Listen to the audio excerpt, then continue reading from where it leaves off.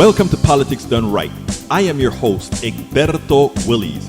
This is a progressive program that will take the mystery out of politics. This is the program that will encourage you to make sure government becomes we the people. Whether you are liberal, progressive, conservative, or otherwise, you get to air your point of view. We are an independent media outlet that, unlike mainstream media beholden to corporations, we only owe allegiance to you. Remember, you can also send me a tweet at EGBERTOWILLIES. That is at Egberto Willies. Let us engage. It is Politics Done Right. Well, folks, welcome to one more edition of Politics Done Right. I'm Egberto Willies, your host. Thank you so kindly for being a part of the show today. We are going to have a great show for you today. You know, it seems to me like maybe we sort of underestimated Brother Biden for a while as far as his campaigning proclivities. Well, it turns out that the guy has come out swinging, and I am actually liking what I'm seeing in the way that he is fighting the battle. He seems to be fighting very well. Well, you know what is interesting? If you're seeing a desync, that is interesting because today is the first day that we are using the new version of the package.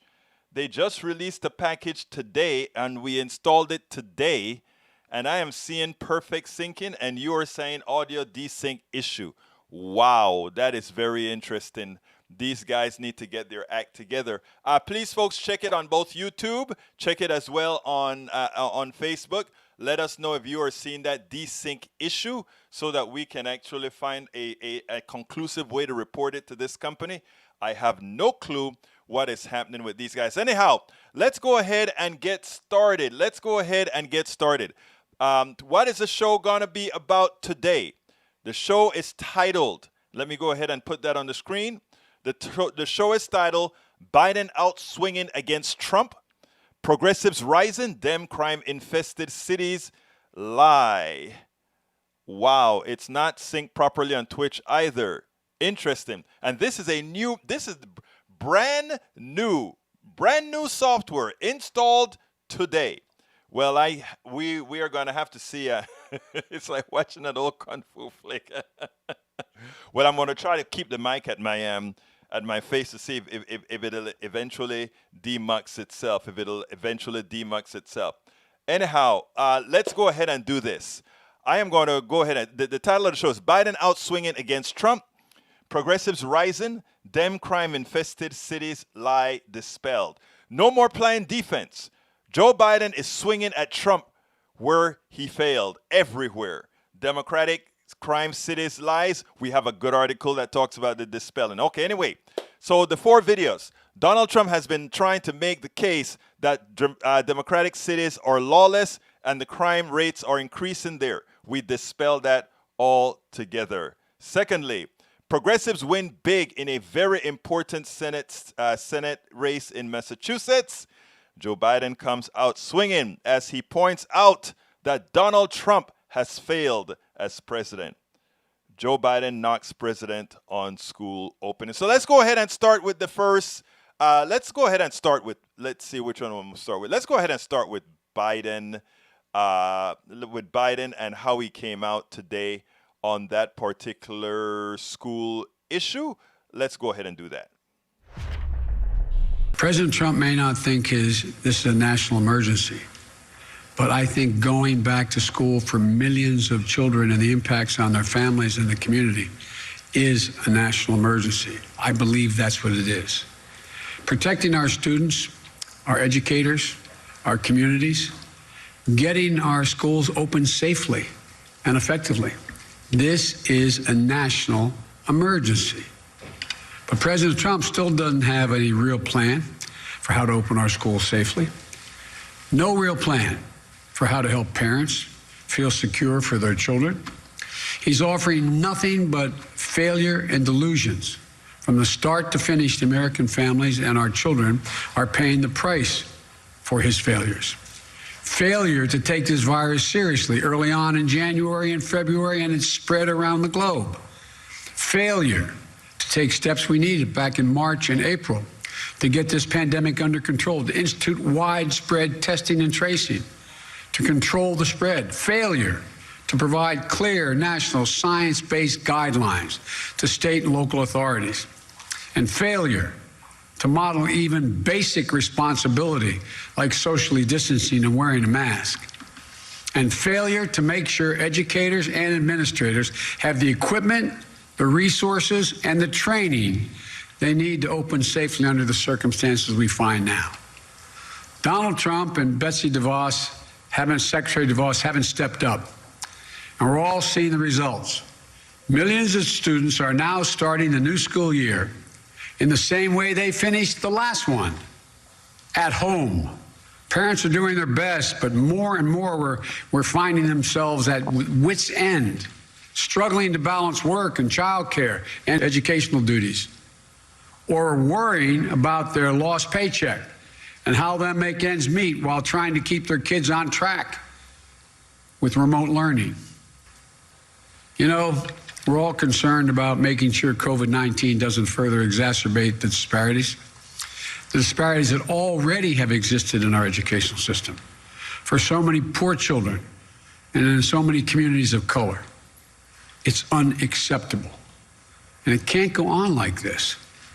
We all want our schools to reopen safely with a plan that prioritizes the health of our students and our educators and staff alike.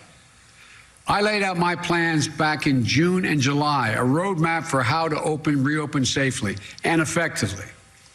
You can read them by going to joebiden.com.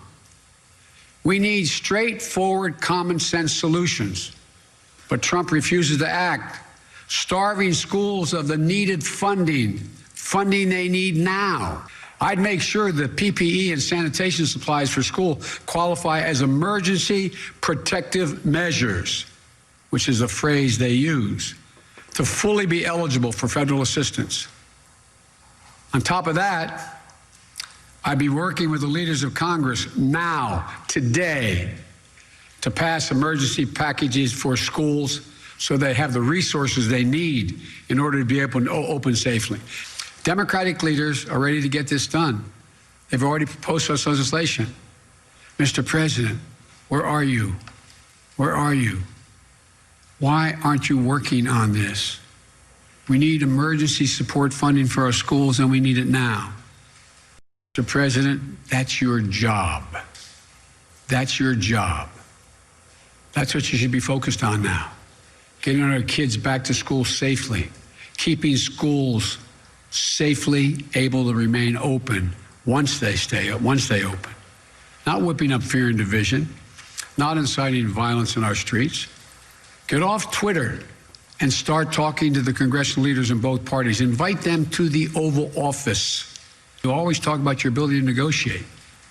Negotiate a deal for somebody other than yourself.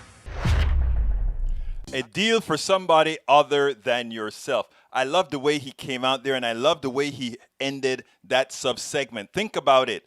Now he is putting the president on the defensive. You know, yesterday I was going to call up one of the guys at the here in Texas that is actually on the Biden campaign team, right? That they run the messaging and so forth for the campaign team. And you know, I was driving yesterday by the way, folks, for all of you who ordered the It's Worth It book directly from Politics Done Right, meaning our store. Remember, we just got a batch of books in. I just got those mailed out yesterday because there was a backlog at the at Amazon. The people who ordered directly and plus the orders that we're doing, so those are out. So those books were shipped yesterday. So you're in the mail service right now. Anyhow, you know, while I was out there, I was talking to one of these guys, and then I said, "Hey, we need to stop the messaging hoopla that's going on right now. The problem is that we have to be not on the defensive, but on the offensive." How do you ever find that the person who has screwed up the economy, the person who has screwed up the schools, the person who has screwed up the pandemic is somehow defending himself with some kind of a crazy thing like law and order. You don't fall for that crap. Don't allow him to dictate the narrative. Don't allow him to set the message. You have to be in front. So when I saw that Biden was giving a press conference today, it was like, I sure hope he doesn't come out there and start playing the game on Donald Trump's turf. In other words, you have to be the one defining the turf, because Donald Trump has destroyed the turf and you are going to rebuild it. And therefore, don't answer questions to Donald Trump. Let Donald Trump answer your questions. And so when I saw the way he came out, I'm like, great. But there's another thing that Biden did that really was very impressive. One of the reporters came out and said, hey, Biden, you brought in more money than anybody has ever done in that period. Over $360 million. And I don't know if this was a Fox News reporter or not. I don't know who the guy is. But the way his tonality seemed to be that of a Fox News person saying, so what are you going to do with all that money? And Biden gave the perfect response to what are you going to do with that money. Check this out, and then we'll take it on the other side. One more quick campaign question. You raised $364.5 million, your campaign in the DNC last month. Record for a monthly haul, apparently. How are you going to spend it? Oh, you want to go to dinner? No. I tell you what, look, what I'm having to spend a lot of it on is to counter the lies that are being told by Trump's campaign and Swift voters out there, the new PAC. But what I'm trying to do is spend most of that. And by the way, I think the average contribution was like $40. We have over 1,600,000 people who contribute in the middle of this economic crisis, somewhere between $5, $10, $15. I'd say that shows some genuine enthusiasm about wanting to make sure that we have a chance of becoming president of the United States. And so what I will spend most of it doing is trying to explain to the American people how I want to unite the country, what I want to do to make the country better, why I'm so confident we can do it, why I'm so confident that we can bring the country together and be in a better position than before this crisis occurred. Because there's been so many fissures exposed as a consequence of what's happened that people are now realizing, my Lord, I didn't know that people in that circumstance didn't have that kind of help. I didn't know whatever. And so I think we have an enormous opportunity to bring the country together and once again lead the world. And you've heard me say it 100 times, not just by the example of our power, but the power of our example. I'm Egberto Willies, host of Politics Done Right. Absolutely. So you see what he did there? Went ahead and said, yeah, I got a lot of money, but I'm going to need a lot of money to overcome all those darn lies that Donald Trump is telling me. And I tell you, people, there are two battles that are out there. A lot of people just watch the news. They watch what's occurring on the news. They watch what's occurring on their immediate website, the CNN website, the MSNBC website, the Politico website, and all these other guys. But there's a bigger battle going on underneath. That is if you look at the bell curve, right? Though the people that make up probably 70% of the bell curve, they look at those standard forms of information, and they probably make a lot of their decisions based on that. But I have people sending me videos right now. I have people sending me videos of thuggish looking black guys out there knocking Black Lives Matter. Black Lives Matter doesn't care about anybody. Black Lives Matter is doing this. Black Lives Matter is not protecting the city. You have sophisticated looking black guys going out there and saying Black Lives Matter. So they have this underlying campaign. Then they have this other one that another friend sent me with all these videos stating, oh, you know that that you're going to see a rise in the pandemic as soon as winter comes, but it's something that's created by wearing the masks, because the mask has some chemicals in the mask that when you breathe in, it gives you a higher risk of getting the coronavirus from wearing the mask. And the vaccine that they're going to force you to take I am watching all these things that were put out by Donald Trump's mafia, if you will, and saying these guys live in an alternate state of reality. So they are trying to hit two people at the same time. They're hitting the right with all these conspiracy theories, and they're hitting the left with those people that you really think are on your side. They really aren't. And the goal isn't for them to get them to vote for Donald Trump. That's not the goal at all. Because most of these people that they're talking to, the ones on the left, they are not going to vote for Donald Trump. They're going to just get out of the game altogether. And that is what Donald Trump needs, you see, because once Biden crosses that 50% threshold, which in a lot of polls he's at the 50% threshold, once he passes that, the only way for Donald Trump to win in each state where he's over 50%, Biden is over 50%, is to depress Biden. And the only way to depress Biden is not for him to win a vote away from Biden, but for him to win a non-vote. And that's why I'm trying to tell everybody out there. First of all, I get these. I could show you 5 texts that I got in the last couple of hours of Black Lives Matter attack, on vaccine attack, and on coronavirus and mask attacks. And what is that telling me? If I'm getting those reports right now, you can imagine what other people are getting in their mailboxes. You can imagine what other people are getting on their feed, etc. So there's a two-way battle here. The battle that we all see wide and open, and the battle that is happening behind the back. People always say, how are those people so stupid? That's what they will say about the right wings. I would not say that. I'm just saying because of how they get their information, these things look very plausible. All these videos that I'm getting, if you weren't, most of you that are here, weren't sophisticated politicos, you would fall for a lot of this. And unless you have that counter argument over and over and over and over again, what happens is that cauterizes into those people's minds. So before I go any further, I'm going to ask all of you that are listening to me right now to share this stuff. Share these programs so that they have other. There are two things that happen, right? Search engines pick up everything.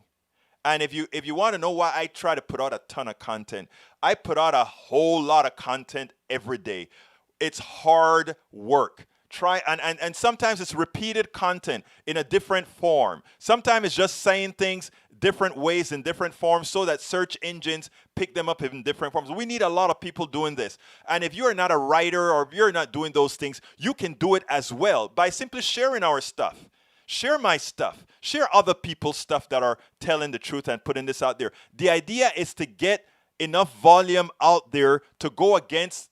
I don't want to just come on and say, oh, to go against the Russians or to go against this but really to go against all those bots that are doing these bad things to really mislead people. All of us have to be engaged in this work. One person can't do it. Like I said, I put up anywhere from 3 to 10 pieces of content every single day. And the reason why is, again, to populate the ethos. After a while, you put stuff out, you get a diminishing returns on the stuff that you put out. So you have to keep putting those things out. You have to keep sharing those things so that they get a life and they can continue informing. So again, if you're just listening to us right now, whether you're on podcasts, whether you're on YouTube, whether you're on Instagram, wherever you are listening to us, IGTV, wherever you're listening to us, please remember to go out there and share our stuff. You are saving America when you share stuff like this and by other things as well. Okay? That is very important. Now, recently, the news media always need to have a conflict, right? They need to come out and say, oh, something is happening, something bad is happening, and or it's a rat race now, and somehow Trump is catching on or whatever, and people start to get scared. And it happened today, but what happened today was funny. And I got this, while I had that other video playing, I started to work. I pulled down this that was on TV, and I was capturing the screen, and I said, I can process this in that 5 minutes that that the other video is playing for my folks right now. I can do that. I can do that. So what I did is I went ahead and processed that video so it doesn't have all my flash in the beginning and the end. I processed that video so that you guys can actually see something that I really needed to see, how the news media handle the polling, right? And this one caught Steve Kornacki because the idea was to show, oh, there's a slow decline in Biden's support, right? Because all these new polls starting to come out. Well, it turns out that the first few polls that came out did show a decrease, but others that came out showed an increase. It is amazing. Check this out, and then we'll take it on the other side. And new polls show the race tightening in a battleground state. NBC Steve Kornacki is at the big board with more. Steve, what do you see? Well, we're seeing sort of a conflicting picture, but remember, we always talk about you can lose the popular vote, but win the Electoral College, but lose the popular vote. So let me show you what I mean by that. First of all, this is the national picture. These are the national polls that are out there. Exactly a month ago today, this is where the race stood nationally. On average, the average of polls, Joe Biden was leading by 7.4 points in the national average of polls. We've had a lot of things happen since then, Democratic and Republican conventions, a lot of events in between, and we have just gotten a flood of polls really in the last couple of days. Where does the average nationally stand? Actually, a fraction of a point higher than it did a month ago for Joe Biden. So it's basically flat, though. That's the story here for a month. 7.5 points. That continues to be Joe Biden's lead in the national polling. Now, let's take a look at the state level. Let's take a look at one of the most important states, Pennsylvania. Remember 2016 here. Oh, that's one of the polls that goes into that. That was not supposed to be there. But anyway, let's go to Pennsylvania here. Fraction of a point here in 2016. Trump beat Clinton by a fraction of a point. What's the new poll that we're seeing today in Pennsylvania? 4 points. So more competitive than we're seeing nationally, but Biden does lead by 4 points. And I think what this gets to is that really important point here.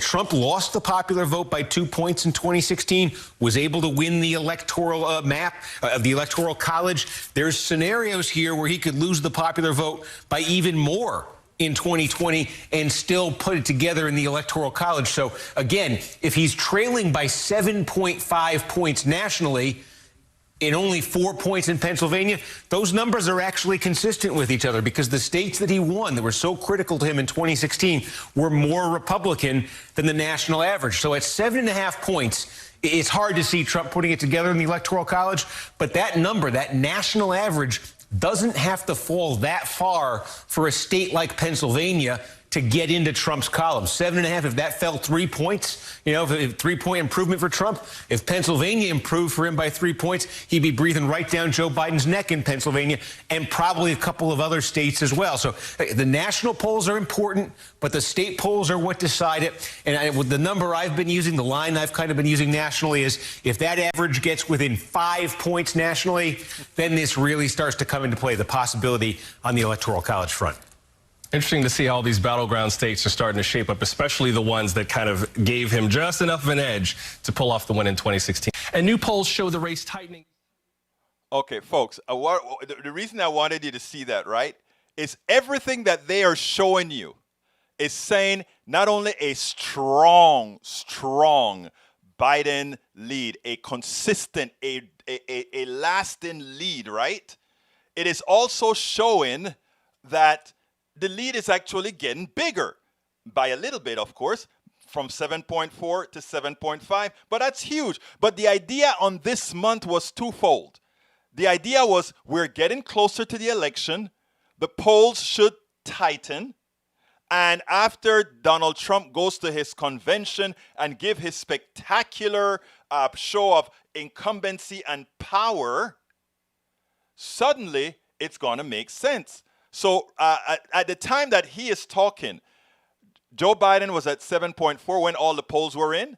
Then another poll came in. It took him to 7.5. But the narrative that they wanted to show for that particular article on that show was, oh, Biden in decline.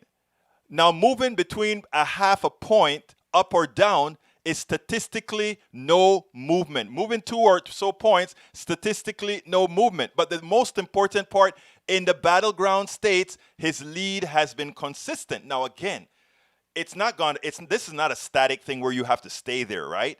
And this is what I try to tell folk all the time. You have to go out there and work it. You have to go ahead and talk. If you take a look at what I think it's Paul Fleming just said. Paul Fleming said, my oldest son, who doesn't watch local or national news, told me that on Twitter he saw a post saying Biden was a rapist and he was voting for Trump. I lost it. But don't lose it, Paul. Let me tell you what to tell your son. And somebody just brought it out here. Somebody here said, remember to tell your son that Donald Trump had 43 rape accusations on him. Biden has what? 1 or 2 rape accusations, right? I am not justifying any kind of rape accusations or anything by any token. So everybody that's listening to me, man, woman, everybody, I am not attempting to do any kind of justification. But I'm saying if you are going to choose Donald Trump over Biden because you happen to believe that it's somehow going to be that Biden had a rape accusation, so you're going to vote for Trump. Well, what happens when you find out that Trump has 43 rape accusations? You're going to then go back to Biden. And here's the deal. Mr. Fleming, and you have to be careful with this. A lot of times, and I want to be very sensitive in I say this, right? What Republicans have successfully equated the Democratic Party to is, in as much as most people get the best benefits from being from the Democratic Party, they want to make it look like the Democratic Party is the welfare party. It's not the classy party. It's not the party of stature. It's not the white party. It is a party of all those others, right? And even the white people in the Democratic Party, that is how they want white people to see it. It's not true at all.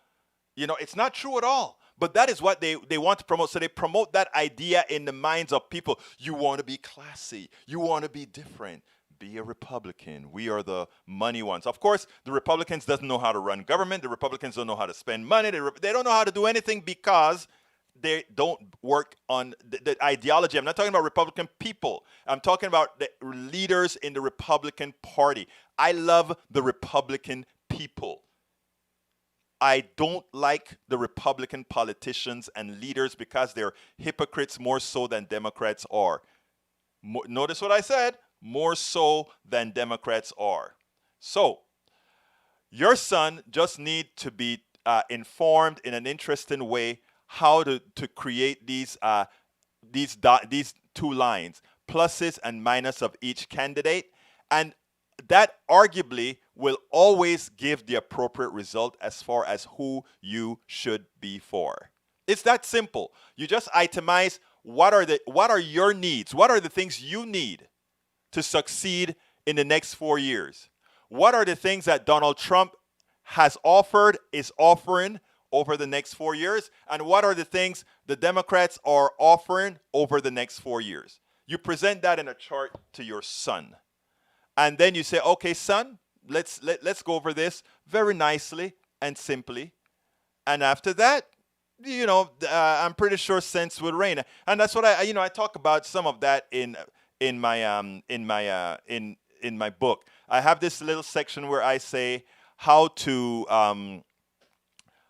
make the conservative argument for our progressive ideas. And you'd be surprised, it's not at all difficult to make the conservative arguments to that. Edward Lee Sang, I'd like you to explain that. I don't think anybody who knows me would ever really say that, other than those who need to be against me for a particular reason. Please go ahead and put that out. I'll be more than happy. Or I tell you what, Mr. Edward Lee Sang, you can feel free to call in. Let me put the number on the screen. I'd love to speak to you in real time. The number is 346-248-7799. Again, that is 346-248-7799. The code is 254-600-9091. It's right there on the screen. I'll be more than happy to discuss that with you in real time. As far as I think you said you are a racist. I just want you to kind of call me up and explain to me what are the things that I have said that gives you that belief that that's who I am. I would love to hear that and love to discuss that with you.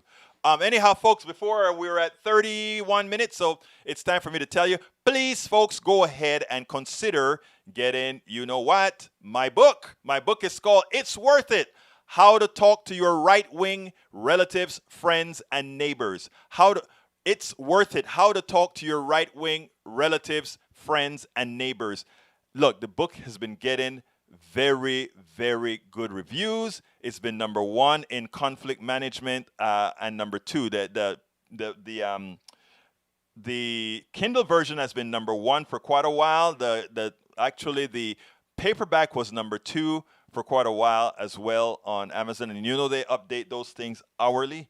And we've spent more than several days in the 1 and 2 positions. So I just want to thank you, all you guys out there who are buying the book. We really need to sell a ton of the books. I'm coming to you in the waiting room right now, my friends. Let me just put this link on the screen. I'm going to put that link on the screen right this minute. And then I'm going to take my caller and have a civil conversation with my caller who thinks that I'm a racist. All right, caller, you are on, sir. What's your name, sir? Are you what was the name? Are you Mr. Lee? Mr. Sang? Alberto, this is Hope. Were you trying to talk with someone else? Oh, no. Well, somebody called me a racist on the feed, and I asked him to call me. I would love for him to discuss what he thought made me a racist so that we could kind of come to some kind of conclusion. But Hope, how are you doing, my friend?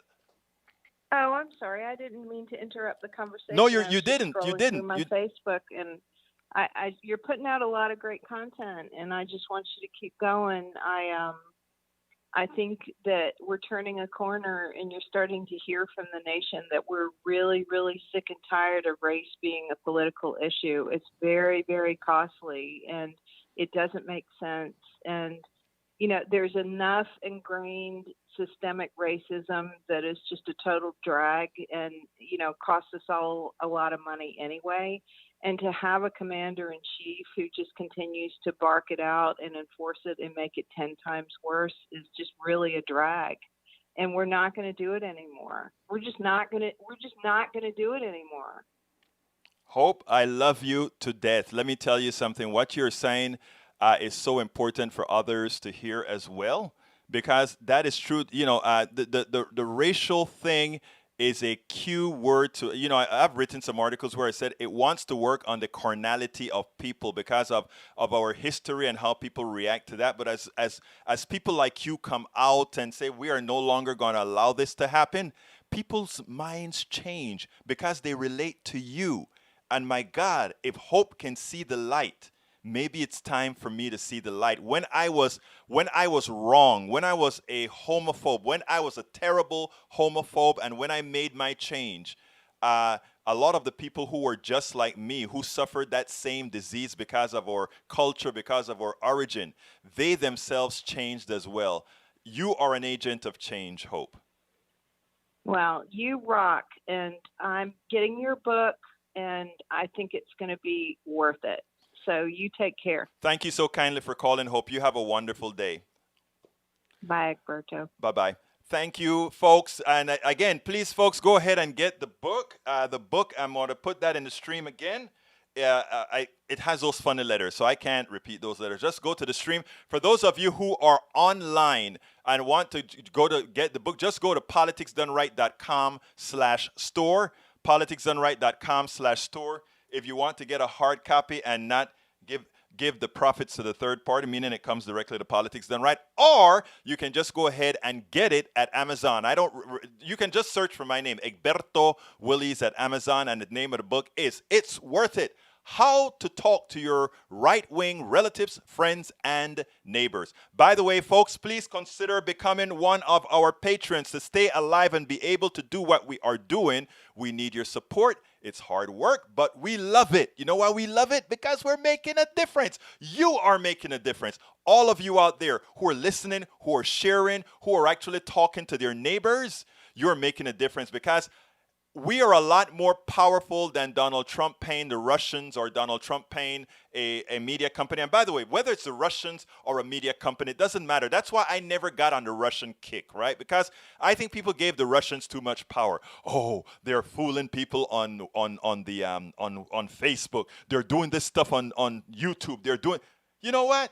If the Russians weren't doing it, Donald Trump has the money to pay people, media companies to do it. So whether it's the Russians, it's the Chinese, it's the not Yugoslavia, that don't exist anymore. Whether it is from Belgrade, Croatia or Bosnia Herzegovina or wherever it's coming from, it doesn't really matter. It doesn't really matter. It doesn't really matter. Okay, let's see. So you're saying this about Egbert, but what are you? Thank you, brother. Okay, let's go out here. And by the way, so again, if you want to support the show, folks, please go to politicsdoneright.com/Patreon. And Patreon is politicsdoneright.com/Patreon. Patreon is Patreon. Patreon. Politicsdoneright.com/Patreon. You can support us at PayPal by going to politicsdoneright.com/PayPal. Again, that is, let me put it out there again, politicsdoneright.com/PayPal. If you want to support us on Facebook, it is politicsdoneright.com/Facebook. If you're on YouTube, you can give us a super chat by just hitting that $sign and saying, yeah, I want to help out Politics Done Right so they can continue doing their work. And here's the link for the politicsdoneright.com/store. Okay, let's get back away from that. I have to do that because we have to stay in business. But anyhow, let's go ahead and continue. Okay, Daniel says, Egberto once said about 6 years ago that he thought it was shameful that blacks married outside of their race. Wow, what a big lie. That could never have come out of my mouth, especially since relatives of mine are married to white people, Latinos, everybody else. Well, I'm a black Latino, but my family is such an integrated bunch. If you take a look at my blogs from years ago, you will see my cousin, my black Latina cousin with her very white Irish husband, and I wrote a blog about them. So I mean, why would you say that, Mr. Ledo? Maybe the Russians took some of my videos and did what they love to do and doctor it. That could have never, ever come out of my mouth. So the lie won't stand. Love you, brother. Still love you. Even as you're attempting to lie on me, still love you, brother. Because you know what? That is the last effort somebody does when they need to start to do things. They lie. It is exactly what Trump is doing right now. Lying, and that's what they have to do. Anyway, let's move on, brothers and sisters. Let's move on, brothers and sisters. I showed you the video on the poll. I showed you the two ones about Biden. Here's the deal now. Let's go ahead and look at MSNBC came out with a good takedown on Democratic cities of crime. They love to do that. You know, they do what Ledo does, right? You just say things and hope that people believe it. And if people believe it, then somehow they'll cost you, right? That's what they do. And this is what Trump has been doing about, the cities, right? So check this out. Let me show you. Para ver. Where is that on cities, American cities? I think this is the one. Donald Trump has made it the narrative that that crime is going crazy, murders are going crazy in Democratic cities. There's a reason he does that, right? Because since he wants to use the law and order tenet for his campaign, and since there is a lot of what they perceive protesting to be as law and order violations, they need to connect that the reason why it is his America that all this violence is happening is they are going to tie local control under Democratic governments not accepting Republican federal control to keep the these states these cities in some form of disorder, some form of lawlessness. So they have to try to make those connections so that they can sell it. Now, first of all, you know their viewers require simplicity. They have taught them to require simplicity. So I don't know how he's going to try to pull that off. But the fact is, even that tenet is wrong, as we're going to see right now from Tom Costello. Listen to this. As is the case in virtually every country in the world, violence usually happens in cities. That's just the way it's been for 200 plus years. You don't have as much in rural areas. And in America, Democrats lead most big cities. That's just the way it's been for quite a while now. But it is not accurate. It is not accurate to say that violence is only happening in cities run by Democrats. Amid national protests over racial inequality and policing, President Trump has often repeated the same claim. The top 10 most dangerous cities in America are run by Democrats. The 20 most dangerous are Democrat run.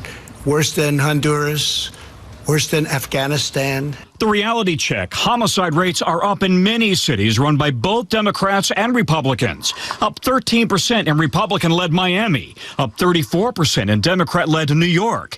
Up 29% in Republican-run Tulsa through June. Up 31% in Democrat-led Phoenix through July. In Republican-led Fort Worth, police report a 50% increase in homicides just this year. We've got challenges just as well as other large and small metropolitan areas. We're doing the best that we can with the resources that we have. In Democrat-led Oakland, a 26% increase. Cities across this country, major city chiefs, are saying the exact same thing. The amount of guns, the amount of gun crime, the significant increases. Crime experts say the pandemic and economic fallout are big factors in driving the murder rate higher. Roughly 70% of America's 100 biggest cities are led by Democrats, the rest by Republicans or others.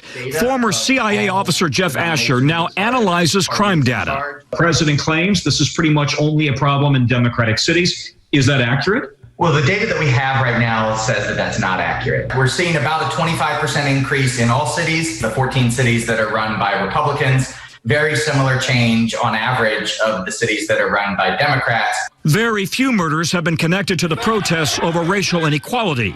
Police report outside agitators from both the left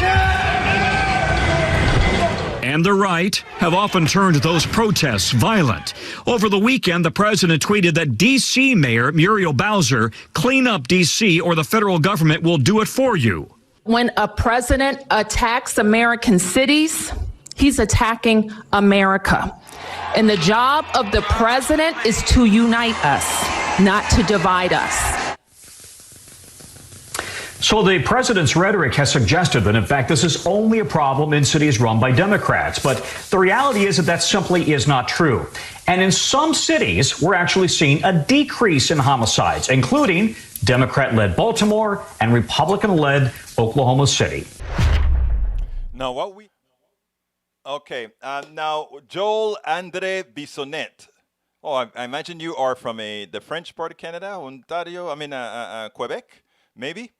Anyhow, let me tell you, U.S. politics is so dire, and you know what? Right now, El Señor, you are absolutely.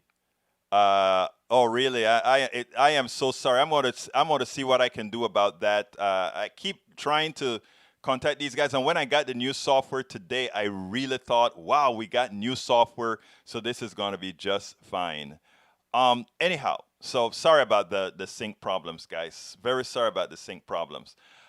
Anyhow, I think I'm going to try a few things after the show to see if I can figure out something. Anyhow, our politics is dire in America right now, in the United States of America. I don't like to say our politics is dire of America, because even when we talk about America, we're talking about, wait a minute, America is North America, South America, Central America, everything. So let's have a little bit more sensitivity here about the United States of America. Okay. The conditions here are dire. They are, in fact, dire. But what happens is when you get, people tend to follow leaders. People really tend to follow leaders. And if you get somebody that can best be considered a moron without morals as a leader, then a lot of people, especially those of the same party, have a tendency to adapt the same values. It's not their values, it's just them adapting, co-opting the values of their leaders. And that's why leadership is so important. So Donald Trump, as a moralless, moron, non-intelligent and unintellectual person, he tends to make that vogue. And in making that vogue, there's no longer any shame in being less informed, because hell, he is president and he doesn't mind conspiracy theories. Hell, he's president and he can talk about all these quote-unquote Antifa-like people flying on a plane from another conspiracy theory that we know its origins. I mean, so that is what leaves the people who follow this guy with such a level. And by the way, this was all promoted through the Powell Manifesto. Eventually, we had to get here.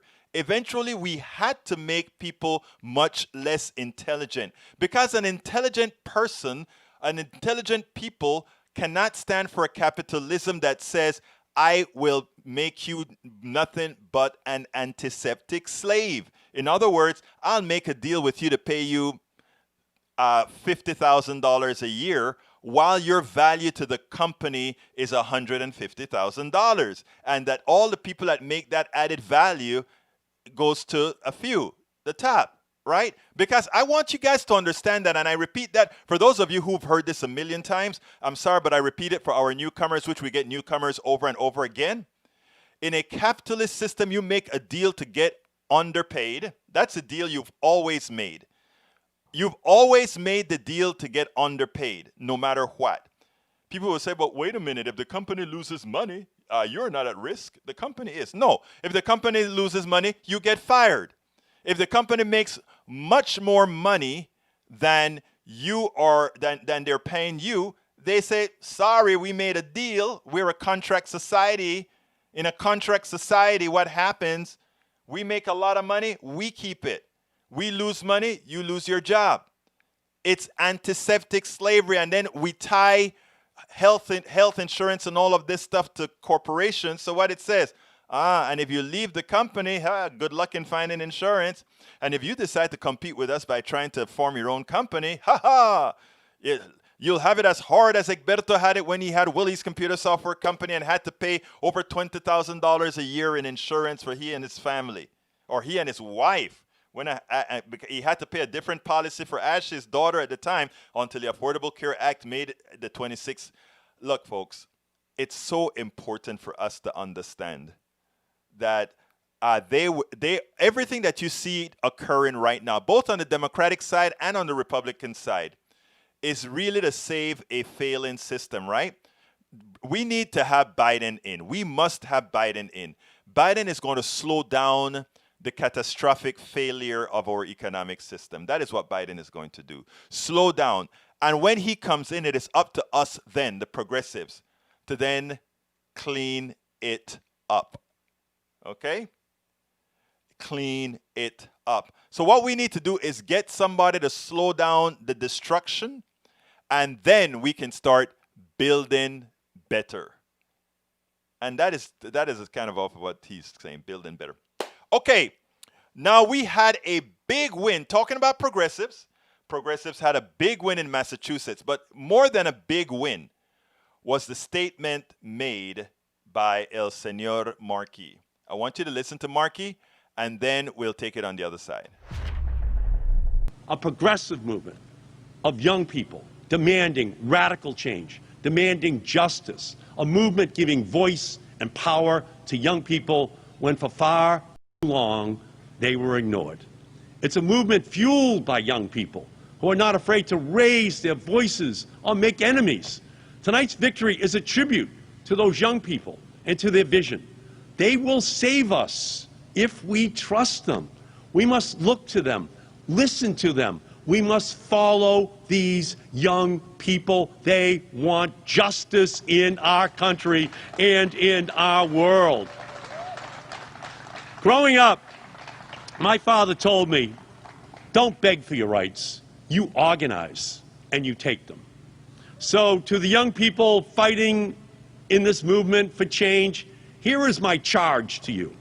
March in the streets, protest, Run for school committee or city council or the state legislature and win. But don't just challenge the status quo, dismantle it. Take things over. When they say slow down, go faster. When they say not now, start that day. When they say not that way, redraw the map. When they say you're too young, show up with your friends.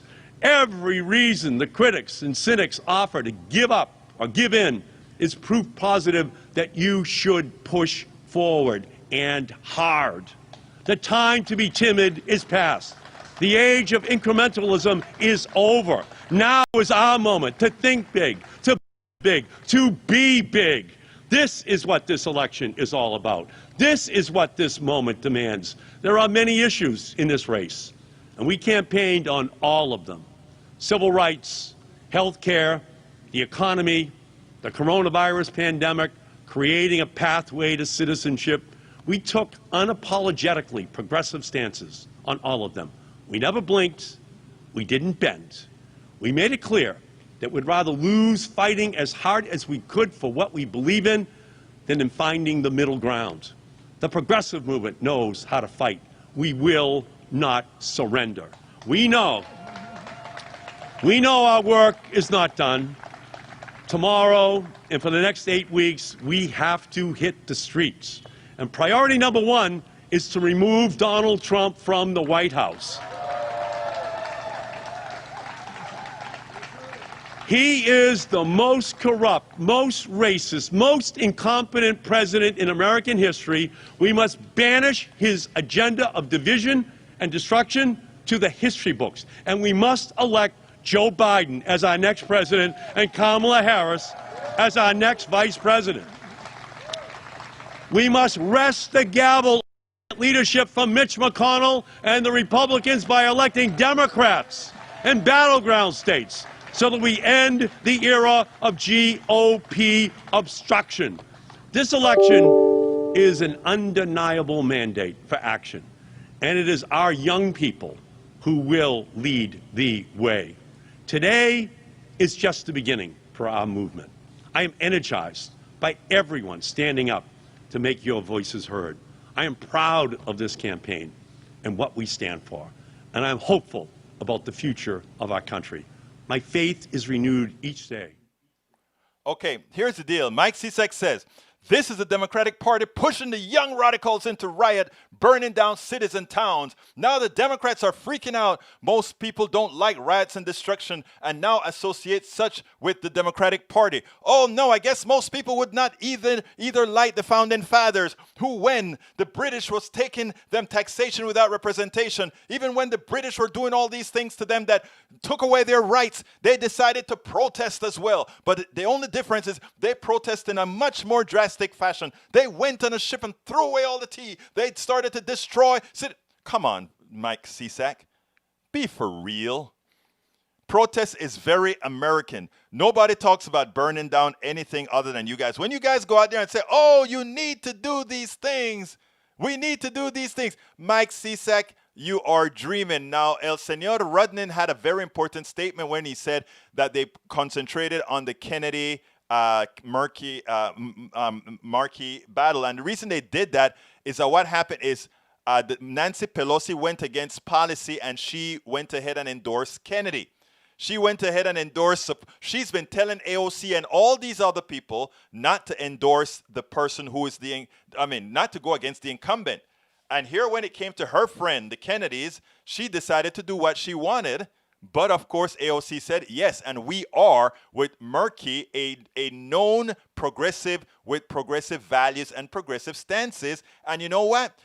He beat, even with the recommendation of the Speaker of the House, he still won. Now, when it comes to Merce and what's the other guy's name? Whatever the other guy's name is, that race, he would have won it. The reason he lost it is that there was some shenanigans with some school folks, if I remember correctly, that attempted to kind of, he got hit pretty hard in the beginning, and that really cost them. So anyhow, And CSAC, the burning down of mom and pop business had nothing to do with the protesters. To put it bluntly, I wouldn't put it against the right wingers to instill violence in doing that stuff. Norman says Republicans hate the fact that we know the difference between rioting and protesting. Absolutely so. All right, let me go ahead and welcome all my folks because we got to leave out of here pretty soon. And I'm welcoming everybody. Michael Rudnan, welcome aboard. AVQ, welcome aboard. Paul Fleming. Bridge MCP, welcome aboard. Sir Wesley 08, welcome aboard. Bruce Pollard, welcome aboard. Dimitri OG, ¿cómo estás, mi hermano mío? Daniel Ledo, welcome aboard. Michael Rudden, I talked to you already. Let's see who else. Paul Fleming, welcome aboard. Tell your son Paul that to go make that list, Paul. Make that list for your son, and your son will be right back on the appropriate team. I guarantee you. Hell, if you need to go ahead and tell him, get in touch with your buddy at Politics Done Right, I would be more than happy to have a mano-a-mano talk very civilly and nicely with your son. Tell him he can call me anytime. I'd love to talk to your son. Let's see. Rose Williams. How you doing, Rose? Welcome aboard. Let's see who else is here that I missed. Para ver. If I miss you, just put Kathy Pascal. Thank you so kindly. What inspired me in schools were the teachers. My history teacher told us, if you finished your work early, I will tell you how my family and I escaped from Nazi in Germany. That what our children learning from computer, so much is lost with the generation. Yes. But you know what, Kathy? Let me tell you, things are going to get better. I'm the forever optimist. Dimitri, we have a broken system and will never get any substantive changes if we keep voting for the lesser of two evils. I agree with you. But what we do is buy time, and what we need to do, however, Dimitri, is win. And we have to get together and win. We can't, we have to stop. Progressives have a tendency to fight among each self with different gradations of purity. We have to leave that and come to a clause, a framework that we can all live within and then win the war. That's what we have to do. Duke Rhodes, welcome aboard. Let's see. I'm in for war against Antifa. I don't know what Antifa is. I'll tell you. Antifa is just a hashtag, and people follow the tenets of anti-fascism in whatever form they deem they want to do it. Antifa isn't an organized. That's why it's funny when I hear the FBI is going against Antifa. Unfortunately, they're not going to find anything. What they're going to find is loosely associated people say, hey, let's meet up here. Tag Antifa. We do that, some kind of a thing here, some kind of a thing. That's what it is. Nothing else. It's not organized like the right-wing groups. We can target the right-wing groups. We can't target otherwise. Okay, let's see. Paul Fleming, welcome aboard. Mike Cisak, welcome aboard. Let's see, who else did I miss?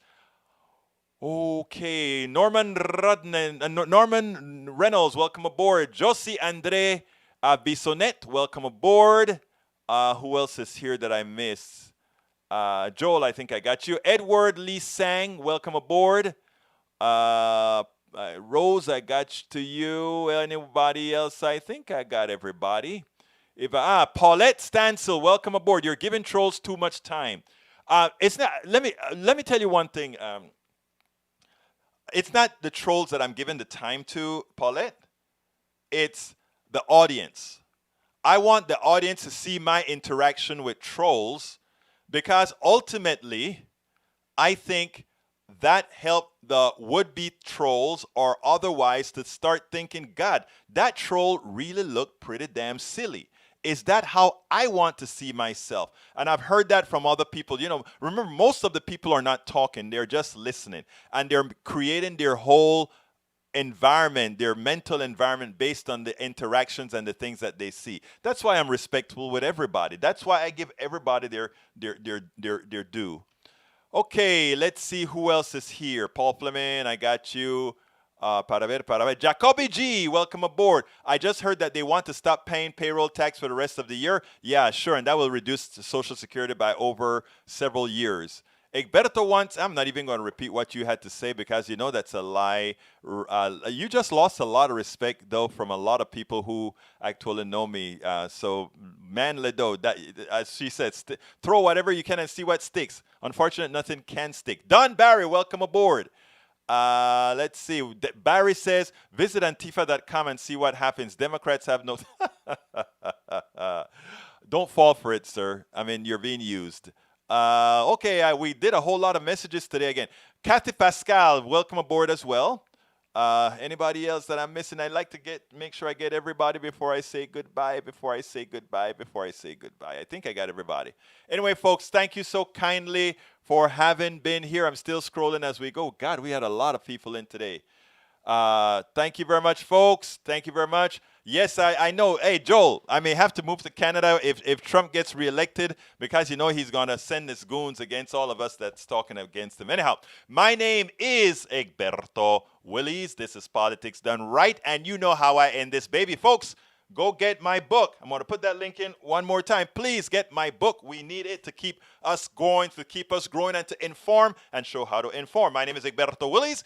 This is Politics Done Right, and you know how I end this, baby. I am what? Out.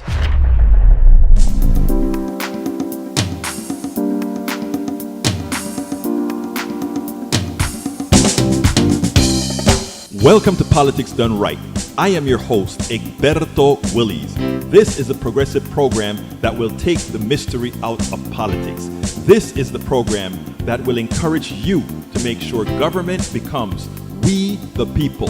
Whether you are liberal, progressive, conservative, or otherwise, you get to air your point of view. We are an independent media outlet that, unlike mainstream media beholden to corporations, we only owe allegiance to you. Remember, you can also send me a tweet at EGBERTOWILLIES.